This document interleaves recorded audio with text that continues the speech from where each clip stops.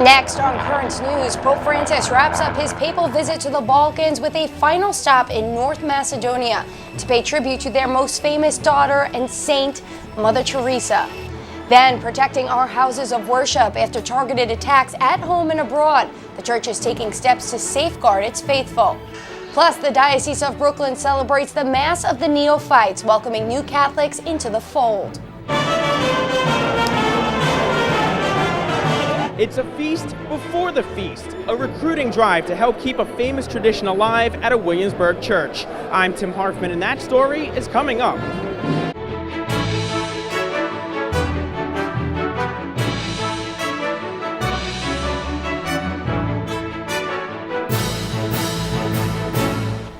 Good evening, I'm Michelle Powers. Liz Faublas is off. Pope Francis just touching down in Rome after a 3-day visit to the Balkans.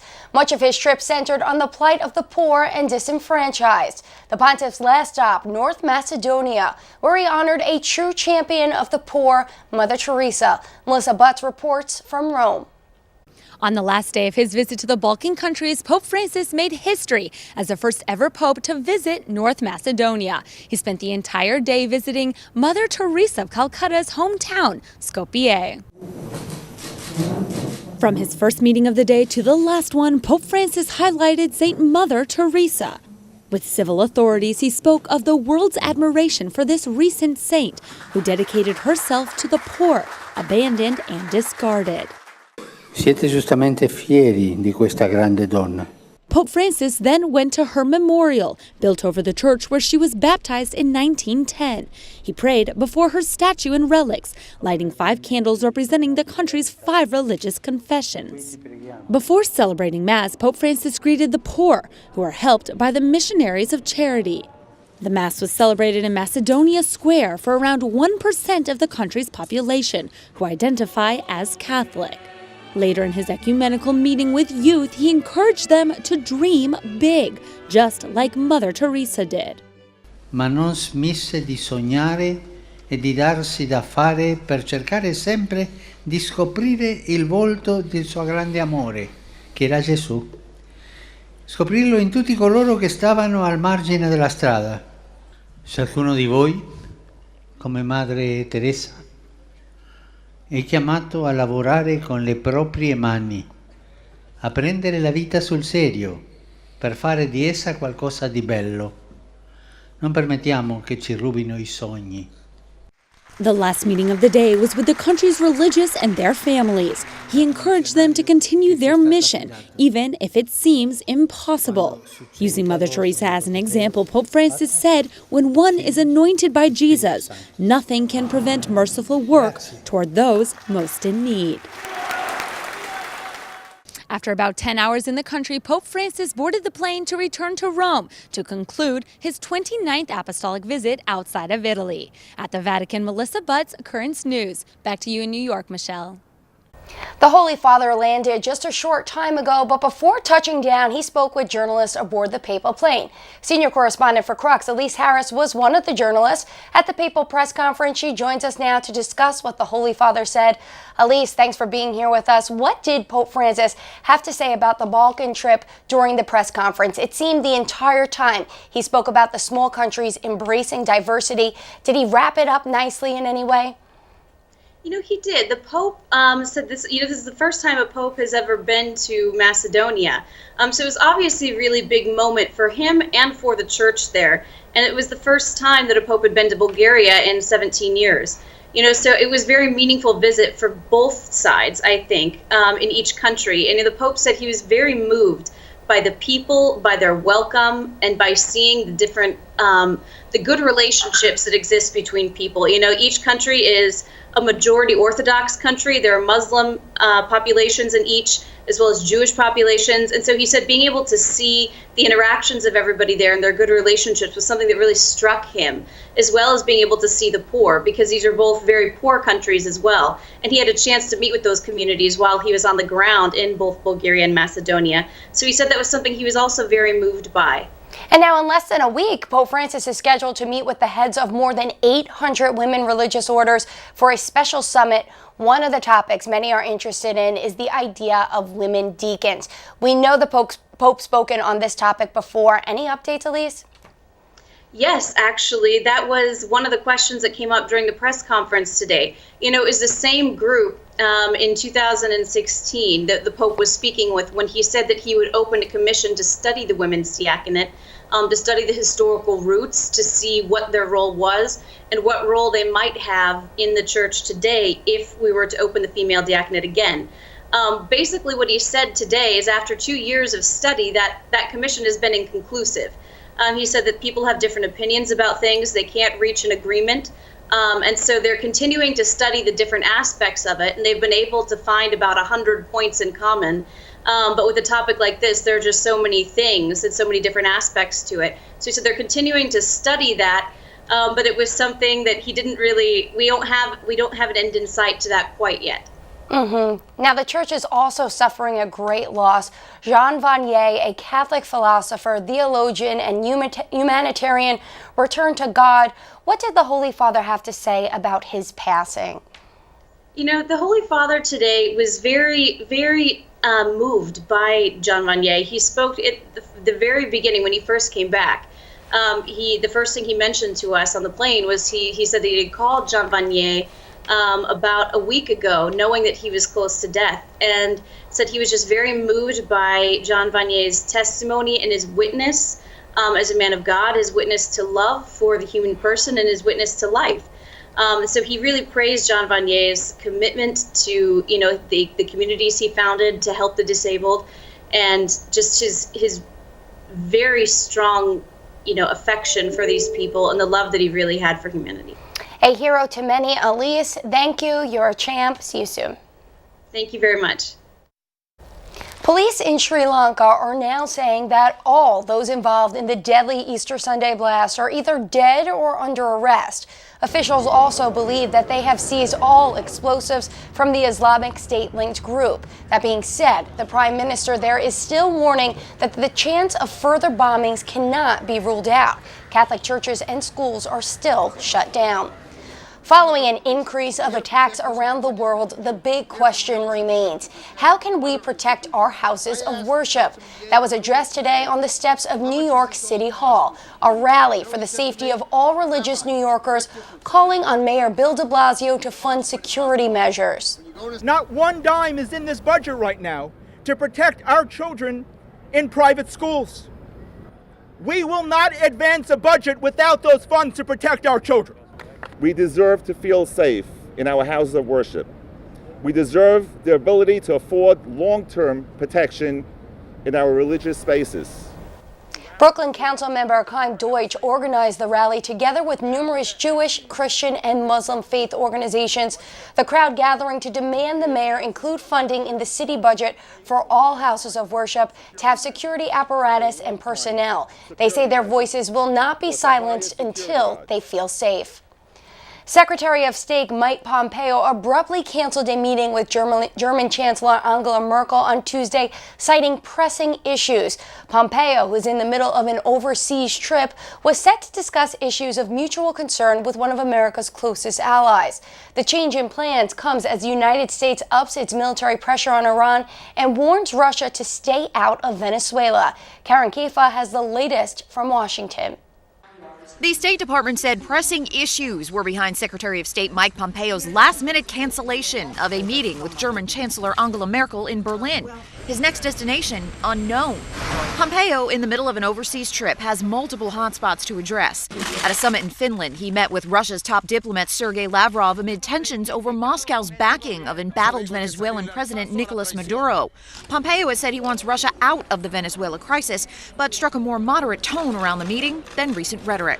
We have interests that are definitely different, and there will be places where we run into hard stops pretty quickly. But there's no doubt there was a desire to begin to try and find paths where we can make real progress. Pompeo's mysterious itinerary switch leaving Finland comes after the U.S. sent a carrier and a bomber task force to the Middle East, the Pentagon citing a credible threat from Iran. The heightened tensions have some urging caution. We don't want to cave in to Iran's malicious actions, but we also don't want to slip over into provoking a confrontation that would be very damaging to our people in Iraq, but destabilizing Iraq, but also lead to a real serious confrontation with Iran. Meanwhile, the White House said President Trump spoke with South Korean President Moon Jae-in days after North Korea appeared to have launched their first missiles since 2017. In Washington, Karen Kafa, Currents News. Georgia Governor Brian Kemp signed a controversial anti-abortion bill into law today. The legislation would ban abortions if a fetal heartbeat is detected, which is around 6 weeks. Currently, in the state of Georgia, women are allowed to undergo the deadly procedure up until their 20th week of pregnancy. The law could take effect at the beginning of the year, but Governor Kemp says he expects legal challenges. Some may challenge it in the court of law. But our job is to do what is right, not what is easy. We are called to be strong and courageous. And we will not back down.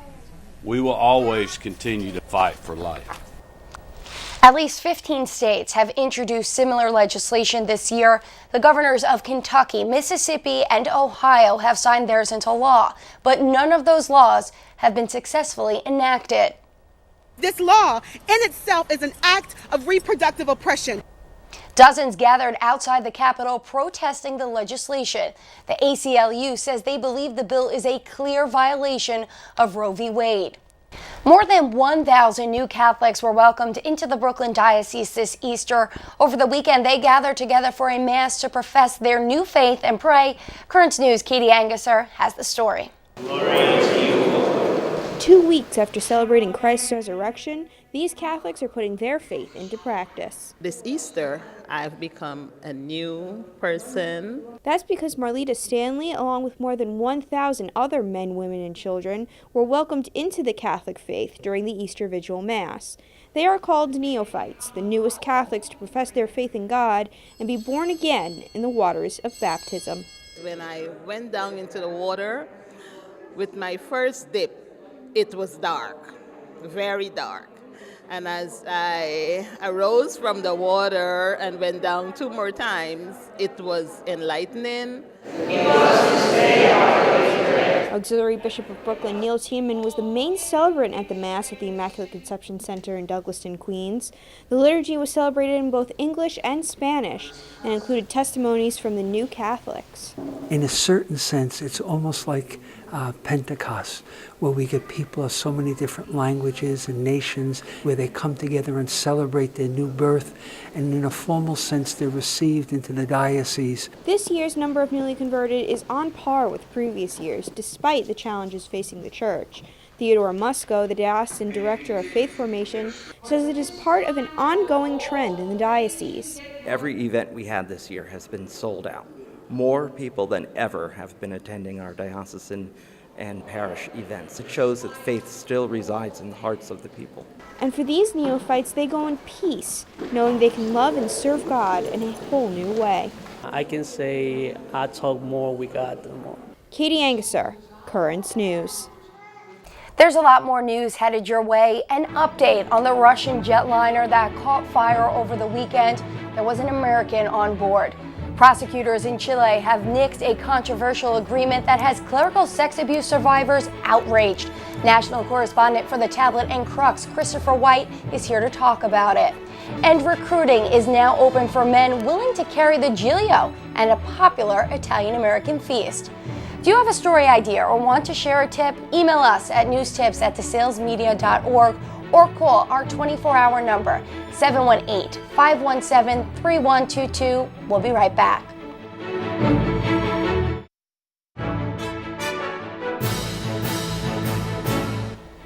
An American was among the 41 people who died when a Russian plane burst into flames Sunday while making an emergency landing in Moscow.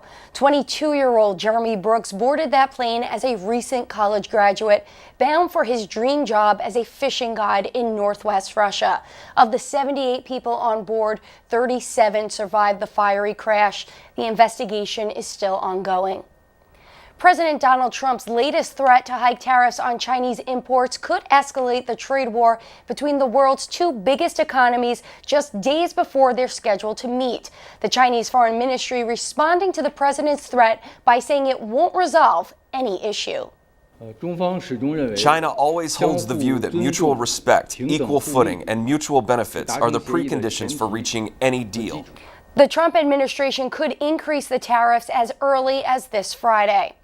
And the president has granted a full pardon to a former soldier who was convicted of murdering an Iraqi prisoner in 2009. A military court had sentenced Michael Brennan to 25 years in prison after killing a suspected al-Qaeda terrorist. At the time of the trial, prosecutors said Behannan stripped the terrorist naked before shooting him twice. Behannan claimed self-defense, saying the Iraqi was involved in an explosion that killed 2 U.S. soldiers.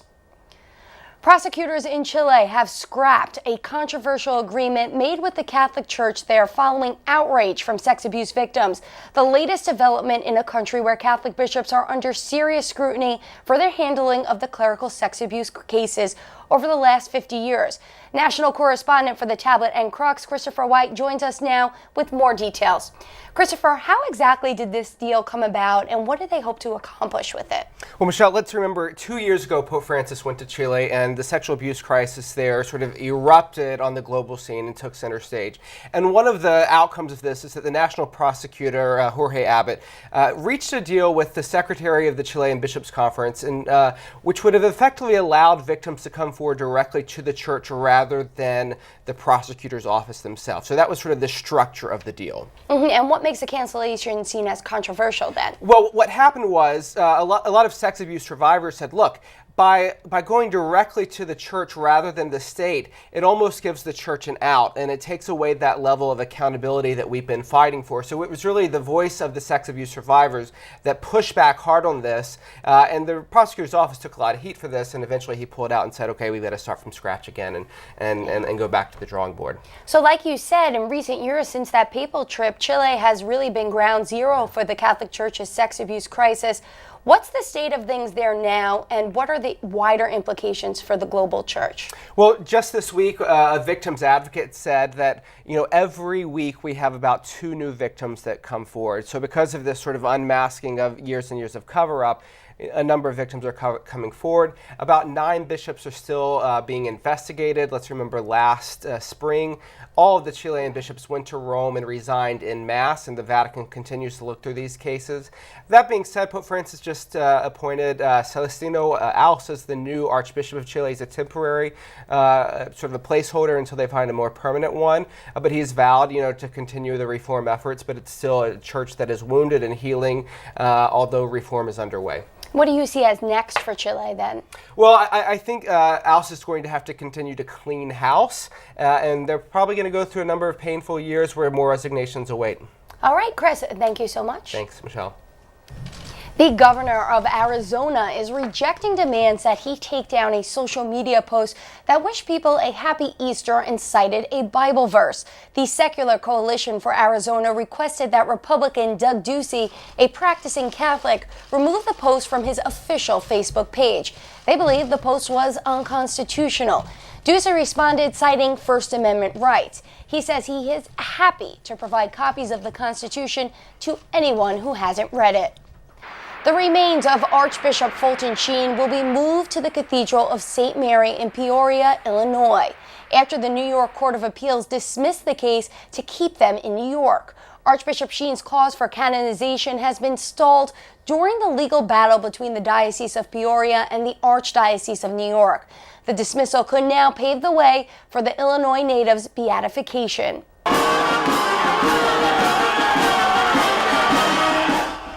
At the heart of the Italian-American experience in the Diocese of Brooklyn is Giglio Sunday, a feast like you've probably never seen before.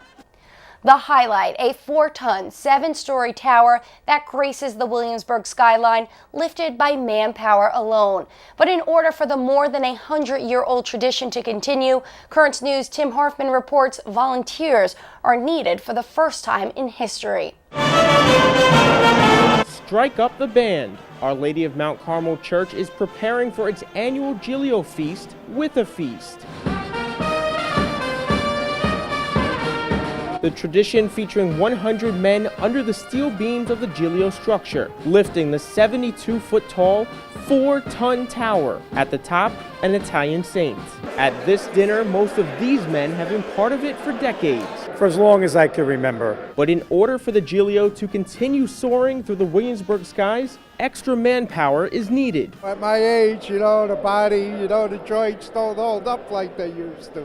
For the first time in the 100-plus year history, they're holding a recruitment drive. Monsignor Jamie Gigantiello is Our Lady of Mount Carmel's pastor.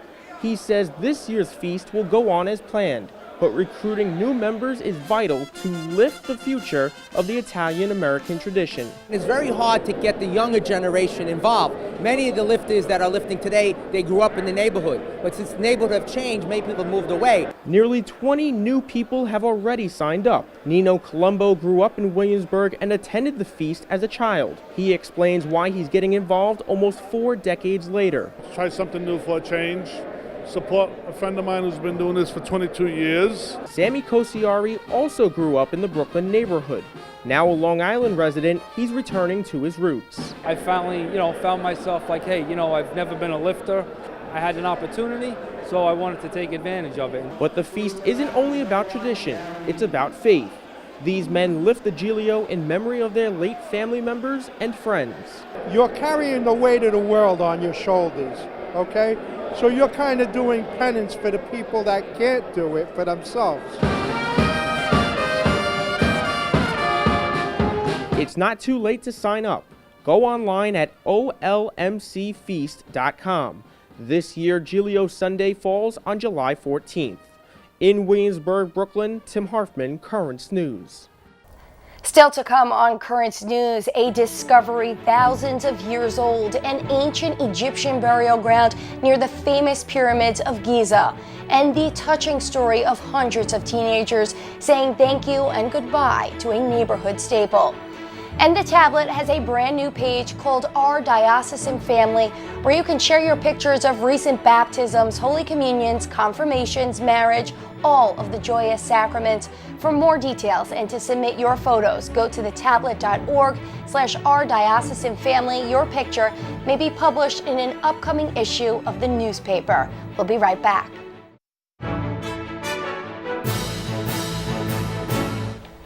Archaeologists in Egypt have unearthed a cemetery dating back some 4,500 years before Christ. The discovery was made near the famed pyramids of Giza, and it includes 2 mummies. The Egyptian government hopes the find will boost a tourism industry that is still recovering from the unrest that followed the so-called Arab Spring of 2011. Hundreds of students in Canada gathered to give a special lady one final send-off. Bye. When Tinny Davidson moved into the neighborhood in 2007, she began waving to the students who walked to school down the street every day. And one day, they started waving back. They all looked in, and I thought, well, if they're looking in, I'll wave to them. And that's how it started. It has really brightened up all of our days every time we walk by here. Now Tinny is 88 years old and will be moving into an independent living facility, but not before the students gave her one last special wave. That is Currents News. I'm Michelle Powers. Thank you for joining us because we are putting your faith in the news. Hope to see you again next time.